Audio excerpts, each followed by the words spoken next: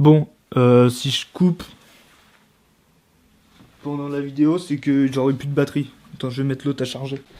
Voilà, c'est bon. Mes excuses auprès des communautés des batteries pleines. Mes excuses, du coup, auprès de la communauté des oreilles fragiles également, parce que mon voisin a encore décidé de détruire l'entièreté de son appartement qui se trouve juste là, en fait. Là, derrière ça. Donc en fait, le mec n'est pas propriétaire, il est destroyer, en fait, genre tout simplement. Le mec, dès qu'il fait moins de 12 degrés, faut qu'il détruise absolument tout ce qui lui passe sous la main. Ouais, je sais pas si vous avez vu, là récemment, il y a une news qui est sortie, en fait, enfin, on le savait depuis longtemps, mais là, ça y est, c'est officiel. Nike a décidé d'arrêter de bosser avec les shops indépendants, les petits shops indépendants, en 2021.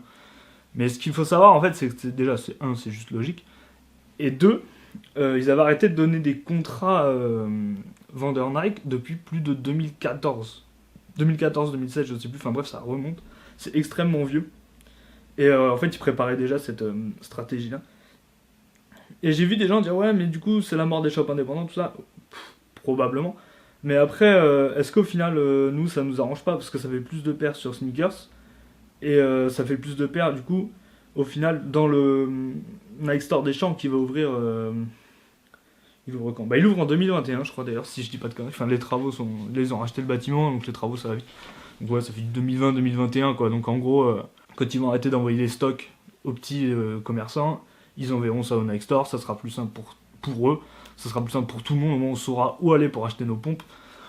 Moi, je vois pas trop en quoi ça dérange. Après, ouais, ça fait chier, quoi, parce que les shops indés, il y a quand même une petite âme, il y a quand même un petit truc, mais bon, ça avait quand même perdu depuis maintenant plusieurs années. Nike arrêtait vraiment d'envoyer des paires, ils envoyaient quoi, une paire à chaque taille. Attends, il y a des mecs, des stockistes, ils ont reçu une paire par taille pour genre la Air Max One Animal.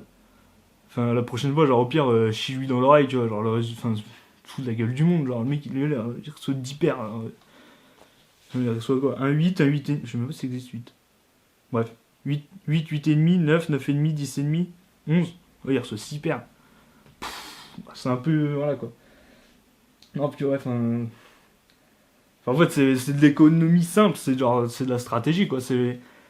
Déjà, au niveau des coûts, ils vont s'y retrouver, mais grave, parce qu'en fait, tout simplement, t'arrêtes d'envoyer à Pierre-Paul Jacques, à machin, à Châtelet, à je sais pas qui, à un tel, je sais pas, on va dire. T'arrêtes d'envoyer à, je sais pas, au Buzz Ali, à Corner Street, à machin, tu t'envoies tout sur Nike au champ, problème réglé, tu vois. Genre, après, fallait s'en douter un peu, la province, ils s'en battent les couilles, tu vois. C'est logique, tous les petits shops, genre, qui vont leur dire, ouais, mais nous, machin, quand tu sors des paires, on va te faire des soirées événements, on va faire des soirées à thème en rapport avec le truc et tout. Ils vont dire, t'inquiète, juste, il y a le budget, nous aussi, on va aller faire des soirées à thème, reste à ta place, me parle pas, tu vois, genre ça va vraiment être ça. T'as aussi ce côté où si t'envoies pas les paires aux revendeurs et que toi direct tu les revends en passant par toi, tu te fais, je sais pas, mais sûrement largement plus de bénéfices parce que du coup, toi tu la revends à prix au revendeur, lui après il rajoute sa marge, et enfin après il y a le prix d'achat, le prix de vente obligatoire. Mais du coup toi tu marges moins. Là si la paire tu la vends, tu la sors à 50 euros, tu la revends 140, tu te mets le reste dans la poche, tu vois, genre c'est logique. Du coup, voilà, c'était juste ma petite analyse.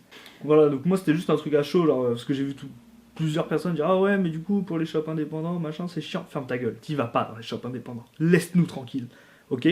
Genre, on sait, genre, tu vas dans les shops indépendants quand il y a la grosse sortie, mais sinon, est-ce que t'y vas vraiment, menteur? T'y vas pas, mec. Je te regarde droit dans l'objectif, fichier qui déforme, du coup je te regarde absolument pas dans les... C'est un peu de l'hypocrisie, tu sais, c'est un peu comme les SketchUp, tu vois.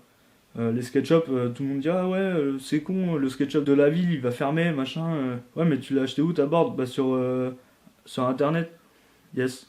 Sur Skate Deluxe, je sais même pas si ça existe encore. Genre voilà quoi, enfin. Du coup, faut réfléchir quoi, tout simplement.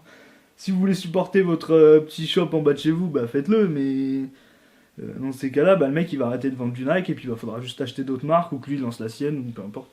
Mais que, ouais, voilà quoi, enfin après. Ou que lui du coup il se lance dans le recel, mais là du coup après ça devient le gros bordel, genre tout le monde devient reseller, tu sais. T'es là, genre, tout le monde est là, genre, tu recelles, ouais, moi aussi, t'inquiète, on est là. Non, après ça devient ridicule, mais Ouais, non, voilà, enfin, c'était juste pour déjà vous donner quelques informations. Surtout, ouais, pour vous dire, et j'insiste, c'était prévu, c'était prévisible qu'ils allaient donner de la force à Nike Sneakers encore plus, parce que, bah, en termes de bénéfices, en termes de rentrée d'argent, t'es largement au-dessus. Ouverture du Nike des Champs en 2020-2021, c'était prévu que du coup ils allaient supprimer les stockistes de plus en plus, les petits. Et mais voilà, bref, pleurez pas, c'est pas grave, vous aurez quand même pas vos pères et vous irez quand même chialer dans les commentaires de Camino et Seba en disant oh, qui a pris son L ce matin, là, le fils de pute. Yes, bon voilà, j'espère que ça. Je vais monter la vidéo, puis je vous la balance, puis voilà. Et puis mon voisin n'a pas fait de bruit, putain, quel frère. De partir à la déchetterie, emmener des bouts de placo. Bon vas-y, je vous laisse, j'arrête de raconter de la merde. Je monte la vidéo, je la balance, et on se voit la prochaine fois. Baba, bang.